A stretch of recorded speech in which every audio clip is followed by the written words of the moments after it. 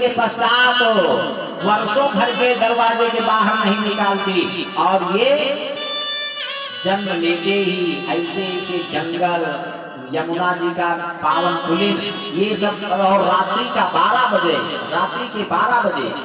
अच्छा चलो, किसी प्रकार दूसरे महल पहुंच गए मामा के भय से, और जब घर पहुंचे तो 6 ही दिन बीते थे कि पूतना नाम की राक्षसी 27 दिन बीते थे। सकटासुर नाम का दैत्य तृणावर्त आए दिन नाना प्रकार के उत्पात भगवान के सम्मुख आए, लेकिन सबका सामना भगवान हंसते हुए झेले। सबका सामना भगवान हंसते हुए किए, और कभी भगवान से ये नहीं कहा कि प्रभु न जाने कैसा हमारे ऊपर समय चल रहा है, सारी मुसीबतें हमारे ही ऊपर क्यों आ रही हैं। अच्छा चलो, जब तक हम ब्रजमंडल में हैं तब तक दिक्कतें, चलो जहां से ये सब आ रहे हैं उन्हीं को ठिकाने लगा दे। कंस को ठिकाने लगाया, तब तक उनका ससुर जरासंध आक्रमण कर दिया, और एक बार नहीं 17 बार आक्रमण किया। एक बार से लोग परेशान हो जाते हैं, न जाने कैसा समय चल रहा है, लेकिन 17 बार आक्रमण किया। अच्छा चलो, उन्हीं से पिंड छुड़ा करके भाग जाए। आगे गए समुद्र में, यमुना और समुद्र में द्वारिकापुरी का निर्माण किया, शायद वहां शांति से बैठे, तो वहां भी विवाह हो गया, वहां भी शांति नहीं मिलनी चाहिए ना। अच्छा, एक विवाह से लोग इतना परेशान होते हैं, और भगवान के विवाह कितने हुए अभी अभी बताए, 16,108। हम आपके पास 2 पत्नियां हो जाए तो क्या स्थिति। एक सेठ जी की 2 पत्नियां थी, सुनाए घटना। एक सेठ जी की 2 पत्नियां थी, अब दोनों पत्नियों में 6-6 महीने बांटे गए सेठ जी। एक मंजिल ऊपर और एक मंजिल नीचे, एक नीचे रहती एक ऊपर रहते, और बारी थी नीचे वाली की। नीचे वाले की बारी थी, जो भी कमा करके लाते नीचे वाले को प्रदान करते, और ऊपर वाले का आज आ गया बर्थडे। बर्थडे आया, ऊपर उसने बनाया बढ़िया कढ़ी पकौड़ा, और वो क्या कहते हैं पनीर बनाया ऊपर वाली ने। और जो ही सेठ जी, जैसे सेठ जी के आने का समय हुआ तो ऊपर वाली जीने की बिल्कुल एकदम नीचे वाले पायदान पर खड़ी की, जैसे आए तैसे हम ऊपर को चढ़ा ले जाए। सेठ जी आए, और जो ही उस ऊपर वाली पत्नी ने सेठ जी का हाथ पकड़ा, और आधे पर तक ही ले गए थे, इतने में नीचे वाली आई, टांग पकड़ लिया, कहा हमारी बारी। अरे कहा स्वामी आज हमारा बर्थडे है, चलिए ऊपर केक खाए फिर चले आना। नीचे वाली खबरदार, जब ऊपर गए बताओ, एक टांग पकड़े और एक हाथ पकड़े, दोनों में खींचातानी हो रही। उसी रात्रि में उस सेठ के यहाँ आए थे चोर, और चोरों की दृष्टि पड़ते ही इस स्थिति पर उसको हंसी आ गई, और हंसी आते ही सेठ जी पकड़ लेते हैं, उस चोर को पकड़ लेते हैं। चोर को ले जाकर पहुंचते हैं राजा के पास। राजा, ये हमारे यहाँ चोरी करने के लिए आए थे। कहा आपके यहाँ चोरी करने के लिए आए थे, तुम ही बताओ इनको क्या दंड दिया जाए। कहा महाराज इनके 2 विवाह करवा दिए जाए। कहा इस चोर के 2 विवाह करवा दिए जाए। अब वो चोर कहने लगा महाराज हमें सूली पर लटका दो, लेकिन 2 विवाह मत करवाओ।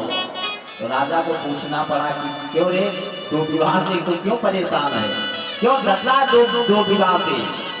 कहा राजन आज तक हमारी चोरी कभी पकड़ी नहीं गई, इसी 2 विवाह के चक्कर में हमारी चोरी पकड़ी गई है, इसलिए महाराज हमें सूली पर लटका दो, लेकिन 2 विवाह न करवाओ। तो ये दिक्कतें होती हैं 2-3 विवाह से, और भगवान के इतने विवाह होने के पश्चात भी आज प्रसन्न चित्त होकर अपने महल में समस्त परिकर के साथ रहे। समय समय पर अपने बाल गोपालों को शिक्षा भी प्रदान करते हैं।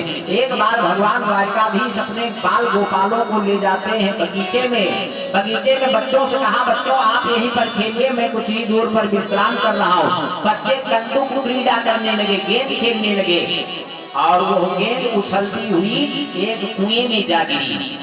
बच्चे कुएं में देखा तो गेंद तो दूर, उसके पास में ही विशालकाय गिरगिट पड़ा है। आज भगवान द्वारकाधीश को इशारा किया, बाबा बाबा देखिए इस कुआं में कितना विशाल गिरगिट। भगवान आए और ज्यों ही उस गिरगिट को अपना कर कमल स्पर्श करवाया कि वो दिव्य महापुरुष में बदल गया। पूछने लगे आप कौन हैं, आप कौन हैं? आज वो महापुरुष कहने लगा, प्रभो नृगो नाम नरेंद्रो हम इक्ष्वाकु तनया प्रभो दानि स्वाख्याय मग्नेशो यदि ते कर्म अस्पृशम। आपने नाम सुना होगा महाराज नृग का। मैं महाराज नृग हूँ और इक्ष्वाकु वंश हमारा है। इक्ष्वाकु वंश का राजा अर्थात सूर्य वंश का राजा अर्थात अयोध्या का राजा मैं नृग हूँ। और आपके कर कमल स्पर्श करने के पश्चात आज हमारा उद्धार हो गया। महाराज ये गिरगिट की योनि आपको कैसे प्राप्त हुई? आज महाराज नृग कहने लगे कि प्रभु आपने दानियों के नाम सुने होंगे, बहुत बड़े बड़े दानी हुए हैं और उन दानियों में सबसे ऊपर नाम हमारा जरूर सुना होगा। अच्छा, क्या दान किया है आपने और कितना दान किया है? महाराज नृग कहने लगे, यावत्यासिकता भूमैर, कोई व्यक्ति पूरे भूमि के धूल कण को गिन सकता है, लेकिन जितनी गैयों का दान हमने किया है उसकी गिनती आज तक कोई नहीं कर सकता। यावत्यासिकता भूमैर और यावत्योतिवितारका, नभमंडल में कितने तारे हैं इसको कोई प्रयास करे तो गिन सकता है। और कहते हैं यावत्यो वर्षधाराश्च, पानी बरसता हो और उनमें कितनी बूंदें टपक रही हैं, कोई मेहनत करे अगर तो गिन सकता है। यावत्यो वर्षधाराश्च, लेकिन यहाँ भी पानी बरस रहा है और किनारे किनारे तो अगर थोड़ी से हवा चलती है तो पूरा एक साथ गिरता है जल। लेकिन भैया यहाँ की जैसे भक्त वाकई में दृढ़ श्रोता यही है, मजबूत श्रोता यही है। परीक्षा बहुत लोग देते हैं लेकिन पास कुछ ही लोग होते हैं। तो एक बार अपने लिए तालियों से अपने लिए स्वागत कर लें। क्या बात है, बोलिए गोविंद भगवान की जय।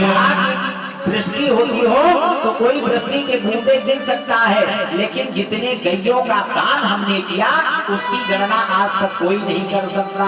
तो महाराज गौ दान का तो महत्व बहुत बड़ा होता है। आपने गैयों का दान किया और गिरगिट की योनि कैसे प्राप्त हुई? जरूर आपने उन गैयों का दान दिया होगा जो गौएं दूध ना देती रही हो। कहा नहीं महाराज, हमने पयस्वनी, जो गाय दूध देती हो उस गैयों का हमने दान किया। तो जरूर आपने बूढ़ी ठूढ़ी गैयों का दान दिया होगा। कहा नहीं महाराज, पयस्वनी तरुणी, तो कहा तरुणी जरूर रही होगी, युवावस्था में गौ माता जरूर रही होगी, लेकिन जो गाय मर नहीं रही होगी उस गैयों का दान आपने दिया होगा। कहा नहीं महाराज, पयस्वनी तरुणी शील रूपा, जो बिल्कुल एकदम सीधी गौएं, उनके चाहे नीचे से इस तरफ से उस तरफ को निकल जाए, इतनी सीधी गैयों का हमने दान किया महाराज। और उन गैयों के सींग को स्वर्ण से मंडित करवा करके और खुद को चांदी से मंडित करवा करके हमने प्रदान किया।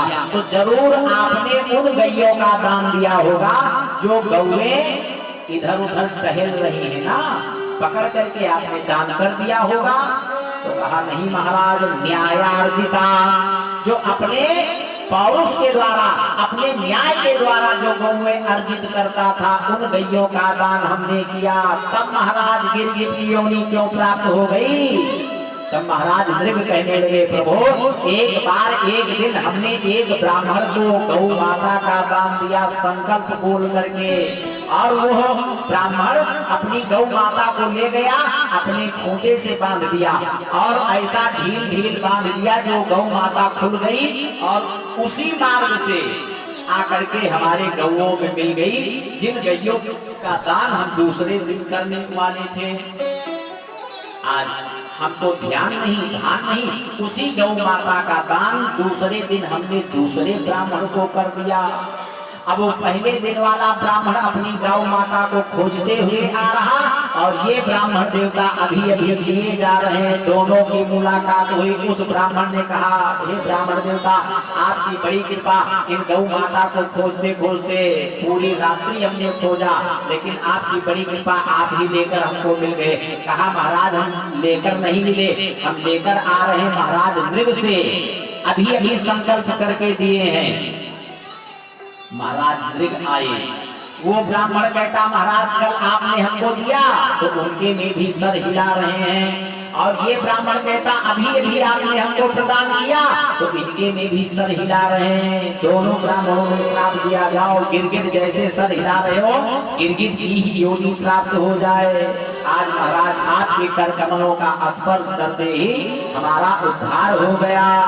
बोली गोविंद भगवान की जय। बच्चों को समझाया। देख रहे हैं बच्चों, यदि जीवन में ब्राह्मण का धन भूल चूक से भी अपना लोगे तो ऐसे ही कष्ट हम आपको मिलते हैं। और कष्ट वर्ष सहस्त्राणी और विष्टायाम जायते कृमि। यदि ब्राह्मण के धन को कोई हरण करता है, लेता है, तो उसको 60,000 वर्ष तक विष्टा का कीड़ा अर्थात मल का कीड़ा बन करके जीवन यापन करना पड़ता है। कष्ट वर्ष सहस्त्राणी विष्टायाम जायते कृमि।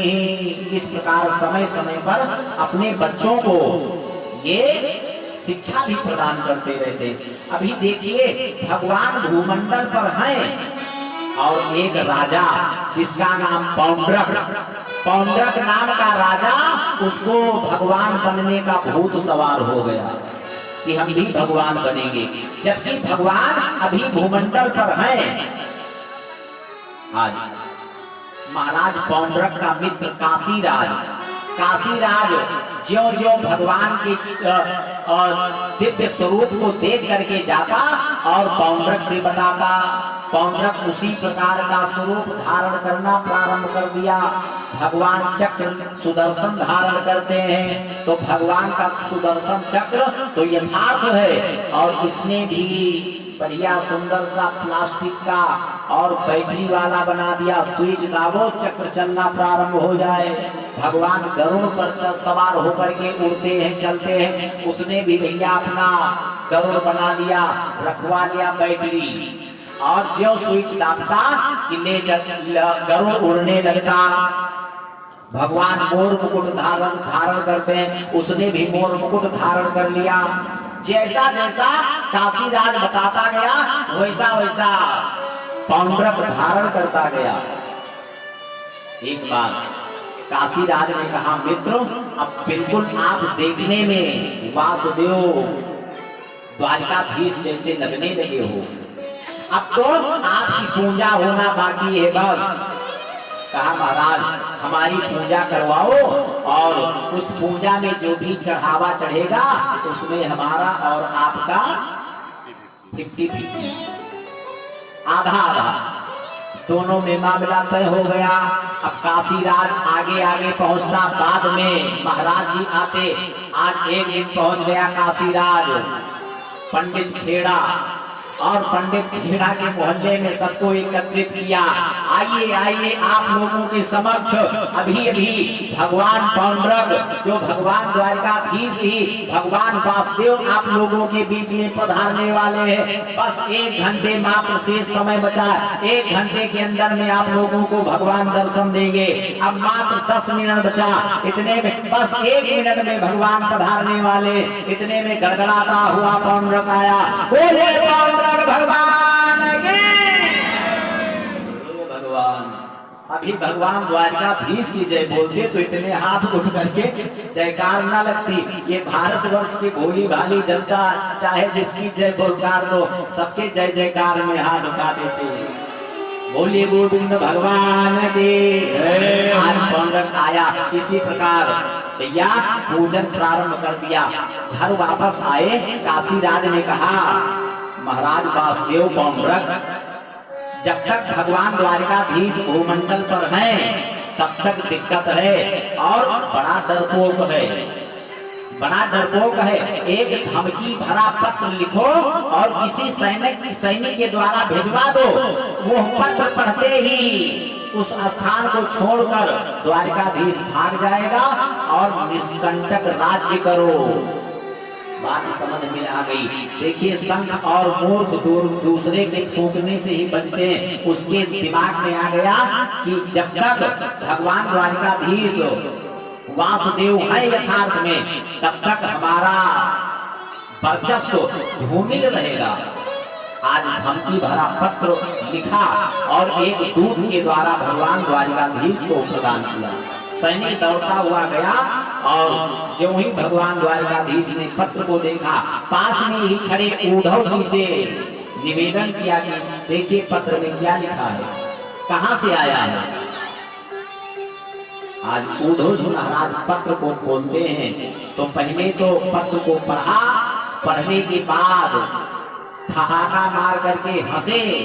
भगवान द्वारकाधीश ने पूछा भैया हंस क्यों रहे हो, क्या लिखा है इसमें। कहा महाराज इसमें लिखा है कि वासुदेवो अवतीर्णो हम, वासुदेव मैं अवतरित हो गया हूँ और एकम एव न चापरः, मैं ही एक वासुदेव हूँ और दूसरा कोई वासुदेव नहीं है। भूतानां अनुकंपार्थम, और भक्तों के ऊपर अनुकंपा करने के लिए हमारा अवतार हो चुका है। तुम मिथ्याभिधाम तज, तुम मिथ्या अभिधाम तज, तू जो अपने को वासुदेव कह रहा है तुमको मिथ्या लोग कहते हैं, तुम झूठे हो और इस धाम को त्याग कर भाग जाओ। इस प्रकार जब भगवान ने भी सुना तो भगवान भी पहले हंसे और उस दूत से कहा भैया अपने वासुदेव से कह दो कि वो हमारे पास आने का कष्ट ना करें, मैं कल उनके पास खुद मिलने के लिए आ रहा हूँ। सैनिक आया, महाराज पौंड्रक से बताया कि भगवान द्वारकाधीश ने कहा है कि कल वो स्वयं आपसे मिलने के लिए आ रहे हैं। पौंड्रक घबराया, काशीराज क्यों रे काशीराज, तू तो कह रहा था कि धमकी भरे पत्र से वो भाग जाएगा, वो तो कह रहे हैं कि कल मिलने के लिए आ रहे हैं। काशीराज ने कहा राजन यदि आपको भगवान बनना है तो कुछ ना कुछ तो रिस्क उठाना ही पड़ेगा, आने दो जो भी होगा देखा जाएगा। भगवान द्वारकाधीश आए और जब ऐसे अपने ही स्वरूप में पौंड्रक को पाए तो भगवान बताओ कुपित हुए कि प्रसन्न हुए। भगवान प्रसन्न हुए।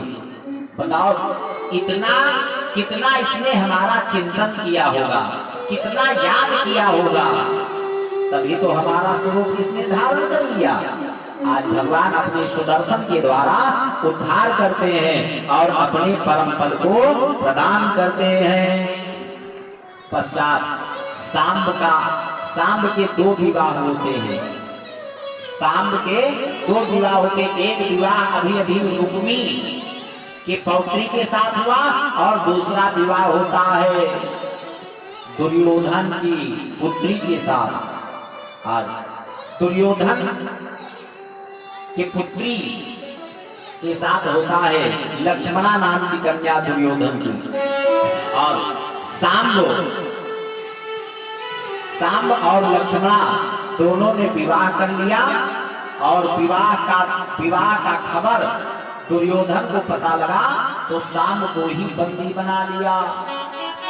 आज दुर्योधन के पास दाऊ दादा आए और दाऊ दादा ने निवेदन किया कि हमारा पौत्र हमारे भैया का पुत्र आपके पास है, उसको बंधन मुक्त कर दो।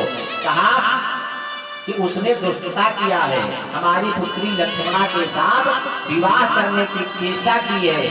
अच्छा, तो इसमें हर्जा क्या किस बात की है भाई?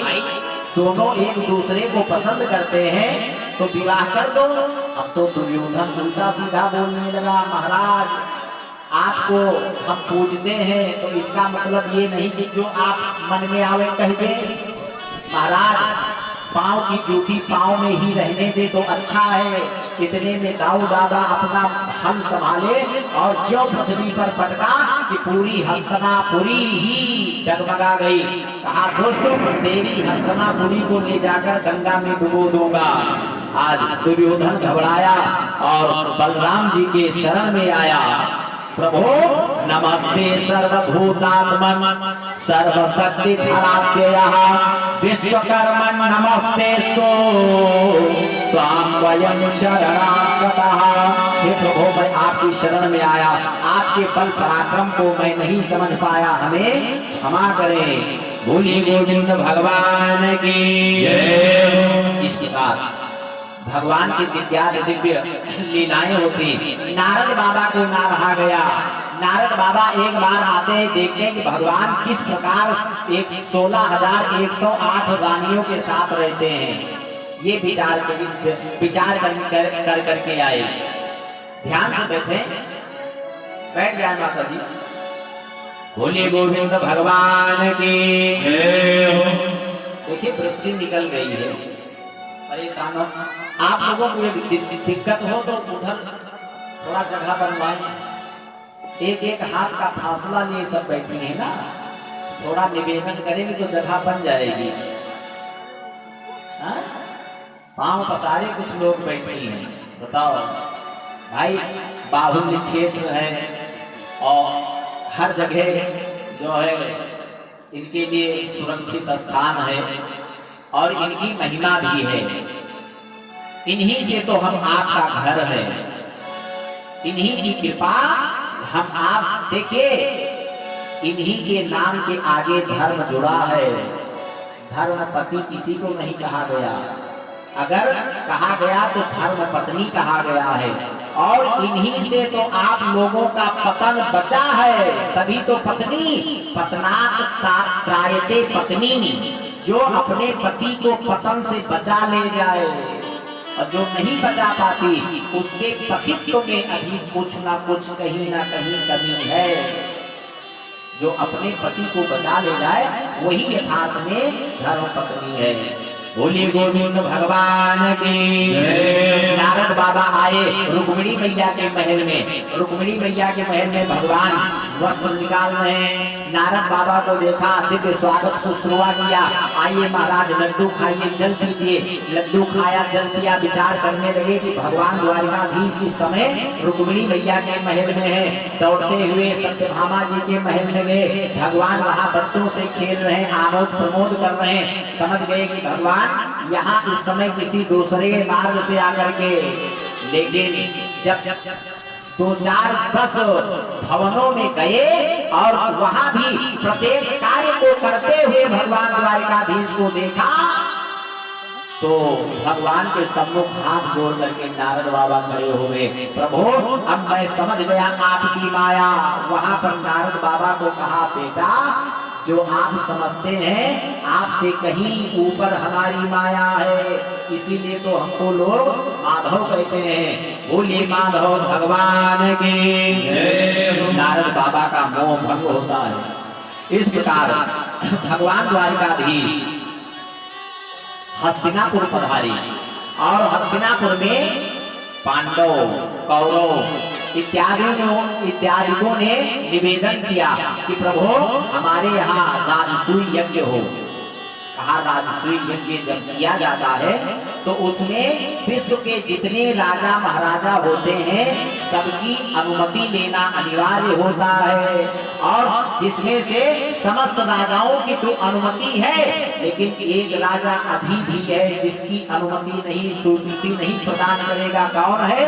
वो है राजा जरासंध, जिसको हमने 17 बार परास्त कर दिया है। वो आज ब्राह्मणों की खूब सेवा कर रहा है, ब्राह्मणों को खूब दान बांट रहा है। महाराज युधिष्ठिर ने कहा तो आप हमें आदेश दें, जाते हैं उसको परास्त करके आते हैं। कहा भैया आप परेशान मत हो, मैं जा रहा हूँ और उसकी स्वीकृति लेकर मैं आ रहा हूँ। साथ में भीम दादा और अर्जुन जी महाराज, 3 लोग ब्राह्मण का वेश बना करके गए। ये तीनों लोग ब्राह्मण सेवी हो गया है ना इस समय जरासंध, तो ब्राह्मण का ही रूप धारण करके पहुंच गया। भिक्षाम देहि, जरासंध आया और निवेदन किया, ब्राह्मण देवता आपको भिक्षा में क्या चाहिए? धन दौलत अन्न जमीन जो चाहते हो मांग लो। कहा हमको ये सब नहीं चाहिए, क्या चाहिए? कहा युद्धम देहि मे राजन, हमको भिक्षा में युद्ध प्रदान करिए।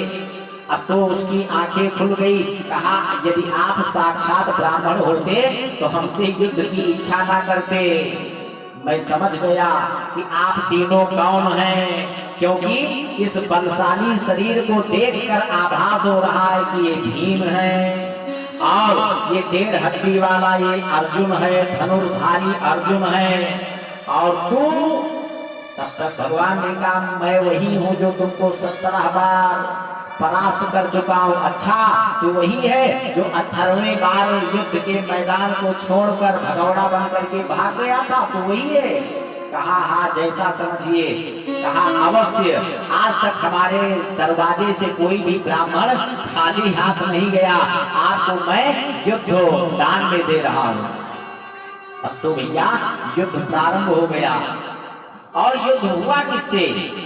उसने कहा कि मैं अर्जुन से तो लड़ूंगा नहीं, क्योंकि ये 1.5 हड्डी का और हमसे उम्र में भी छोटा है, और आपसे मैं नहीं लड़ूंगा। लड़ते लड़ते न जाने कब भाग निकलो। हाँ यदि इच्छा हो तो भीम दादा की इच्छा हो तो हमारे सम्मुख आ सकते हैं। भीम दादा को अभिमान अंकुरित हो गया। बताओ इतने बड़े धनुर्धारी वीर अर्जुन से लड़ना पसंद नहीं कर रहा, और जगन नियंता जगदाधार स्वयं भगवान नारायण स्वरूप श्री कृष्ण द्वारिकाधीश से लड़ना नहीं पसंद कर रहा। ये हमको पसंद किया, जरूर हमें कुछ ना कुछ खासियत है, तभी तो अभिमान अंकुरित हुआ। भगवान समझ जाते हैं कि भीम दादा को अभिमान अंकुरित हो गया है। युद्ध, गदा युद्ध प्रारंभ हुआ। 1 दिन गदा युद्ध हुआ, 2 दिन हुआ, इसी प्रकार भैया 27 दिन तक गदा युद्ध होता रहा।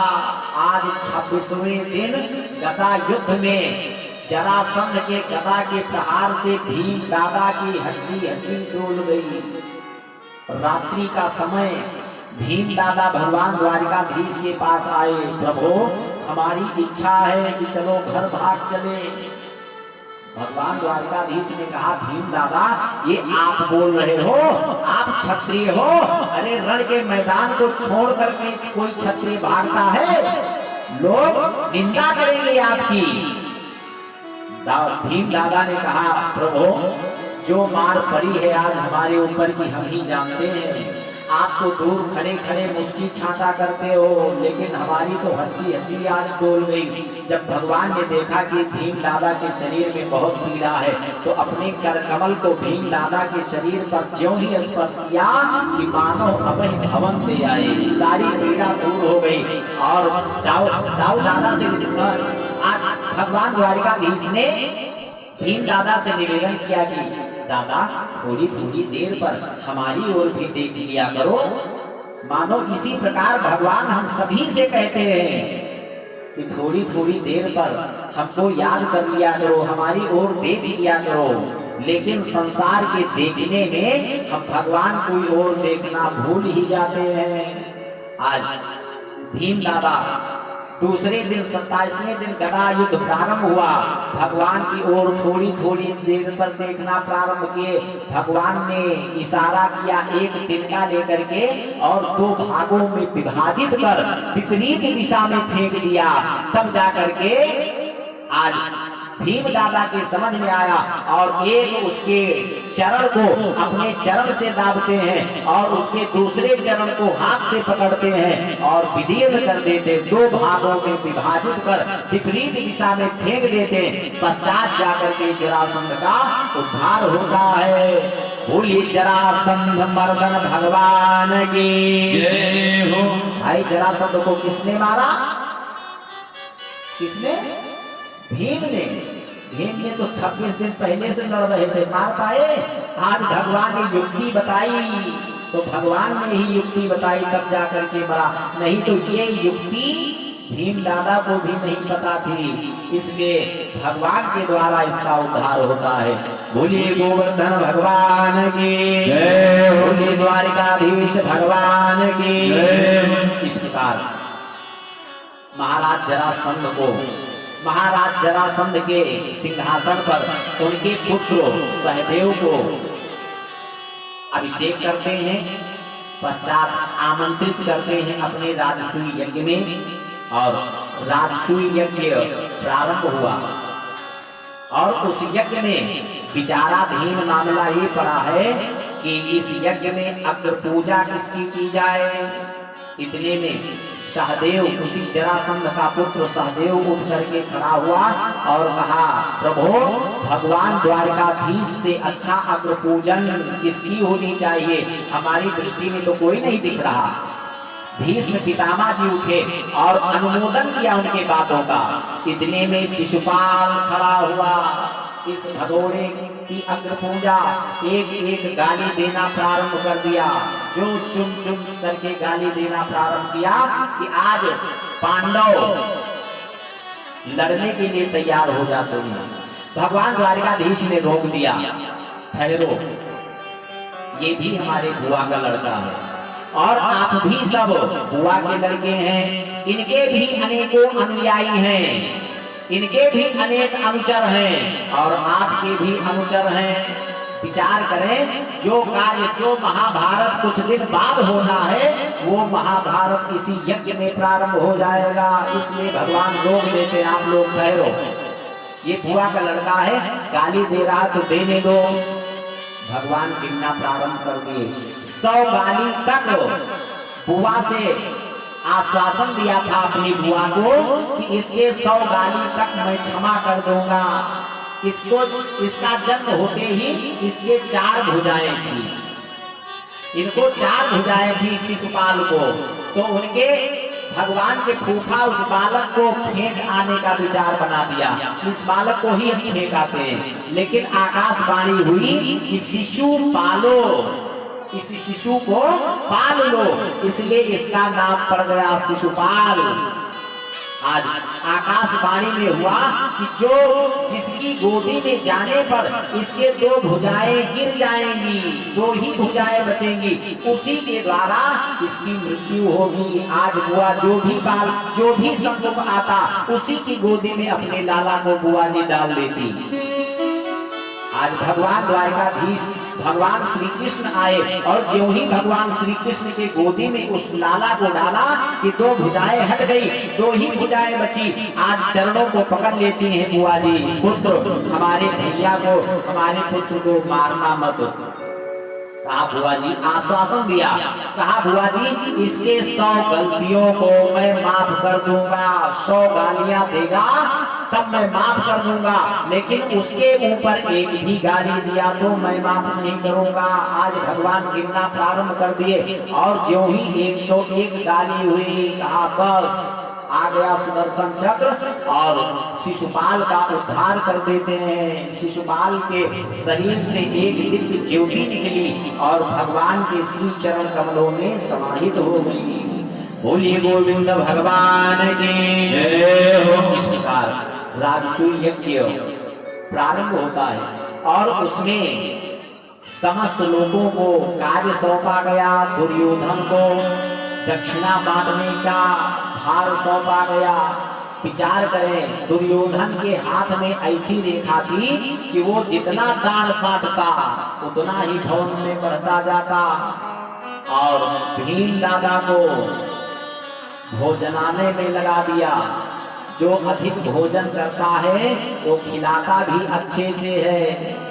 2 पूरी खाने वाले व्यक्ति को कहा जाए पूरी परोस आओ, तो जिसको याद रखेगा कि इनको हमने 3 पूरी दे दिया है तो चौथी पूरी में बताओ, सही सही बताओ, दे पूरी खिला दे। नहीं, मजाक नहीं कर रहे हैं। अगर खाओ तो 2, नहीं बचाने की आवश्यकता नहीं, उतना ही तो थाली में व्यर्थ न जाए नाली में। अब वो बेचारा कैसे कहे कि हाँ चौथी भी खाएंगे। तो जो अधिक खाता है वही दूसरे को खिलाने का प्रयास करता है। कहाँ गई बहन जी? संध्या दीदी। संध्या दीदी बहुत खिलाती है पंडितों को, तो हमको तो आभास होता कि ये भी खूब खाती होंगी। आज नहीं दिख रही, कहाँ गई? बोलिए गोविंद भगवान की जय हो। और भैया घर में मेहमानों को खाने को मिले चकाचक तो कहने क्या। एक लोग के यहाँ आए मेहमान, खूब मालपुआ रबड़ी कट रही, वो मेहमान जाने का ही नाम नहीं ले रहा। पति पत्नी परेशान, आए दिन बाजार में इतनी महंगाई, कहाँ से लाओ तो मेहमान को पवावे। पति ने कहा, पत्नी से कहा और बना बना करके खिलाओ, जाने का नाम नहीं ले रहा है। कहा हम क्या करें, तुम लाके दे दो तो हमको बनाना पड़ता है। कहा आज आपस में लड़ाई कर लिया जाए और आप कह दो हम भोजन ही नहीं बनाएंगे, और जब भोजन नहीं बनेगा तब तो चला जाएगा। दोनों आपस में लड़ना प्रारंभ कर दिया। पति पत्नी आपस में झगड़ने लगी, पत्नी बेचारी रोने लगी। कहा जाओ आज हम खाना ही नहीं बनाएंगे, तो कहा मत बनाओ। पति ने कहा मत बनाओ। रिश्तेदार के कानों तक बात पहुंची, जब कहा भोजन ही नहीं बनेगा तो यहाँ ठहरने से क्या लाभ। वो भी उठाया अपना झोरा बोरा और निकल पड़ा। पत्नी बेचारी रो रही थी। पति ने कहा अरे देवी क्यों रो रही हो, हम तो तुमको झूठ मूठ के डांट रहे थे ना। तो पत्नी ने कहा हम कहाँ सही सही के रो रहे हैं, हम भी तो झूठ मूठ के रो रहे हैं। इतने में मेहमान आ गया, कहा हम भी तो झूठ मूठ के गए थे, हम ही कहाँ सही के गए। ऐसे ऐसे मेहमान भी भारतवर्ष में है। बोलिए गोविंद भगवान की जय हो। आज भीम दादा की ड्यूटी लगती है भोजनालय में। भगवान द्वारकाधीश आज स्वागताकांक्षी के रूप में नाम उनका आया। विचार करें, हम आप कार्ड छपवाते हैं तो उसमें स्वागताकांक्षी में अपने फूफा का नाम डलवा देते हैं, अपने जीजा का नाम डलवा देते हैं। अब कोई मेहमान आवे, समाज का व्यक्ति आवे, तो कार्ड के हिसाब से आपके फूफा को पूछे बुलाओ कहाँ गए आपके फूफा, आवे हमारे, पहले गोड़ धोए हैं और उसके बाद जलपान की व्यवस्था। भाई स्वागताकांक्षी में उनका नाम है, अरे कहीं अलग उनका नाम लिखवावे तब अच्छा है। सबसे ऊपर लिखवा दें श्री गणेशाय नमः, के नीचे लिखवा दो थोड़ा। बोली गोविंद भगवान की जय हो। आज भगवान द्वारकाधीश मेहमानों की सेवा सत्कार के लिए जूठे पत्थर उठाने के लिए तैयार हो गए। ये भगवान की दयालुता। इस प्रकार राजसूय यज्ञ संपन्न होता है। शाल का उद्धार करते हैं, दंत वक्र का उद्धार करते हैं। वही दंत वक्र जिसका तीसरा जन्म, जो जय और विजय श्रीमद् भागवत महापुराण की जो आधारशिला है, जय और विजय को 3 जन्मों का श्राप। तो पहला जन्म हुआ था किसके रूप में? हिरण्याक्ष और हिरण्यकशिप के रूप में भगवान अवतार ग्रहण करके उद्धार करते हैं। और उन्हीं का दूसरा जन्म होता है रावण और कुंभकर्ण के रूप में। भगवान राम के रूप में अवतीर्ण होकर के उद्धार करते हैं। पश्चात उन्हीं जय और विजय का तीसरा जन्म होता है शिशुपाल और दंत वक्र के रूप में।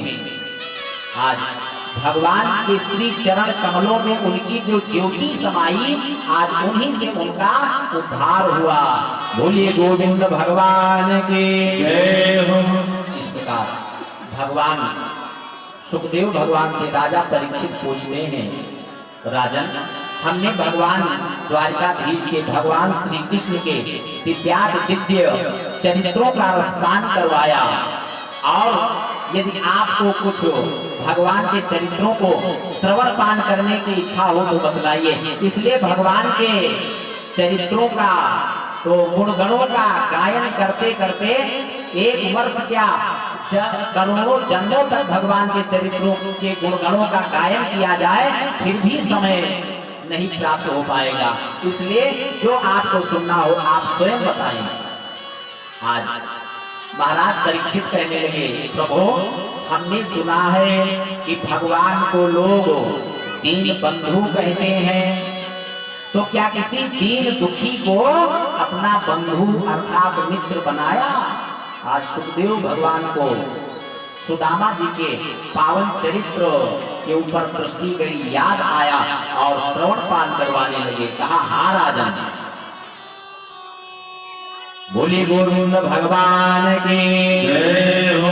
कृष्णस्यासीत् सखा कश्चित् ब्राह्मणो ब्रह्मवित्तमः विरक्त इन्द्रियार्थेषु प्रशान्तात्मा जितेन्द्रियः। सुदामा जी महाराज जो कृष्णस्यासीत् सखा कश्चित्, भगवान श्री कृष्ण के बचपन के ही सखा थे।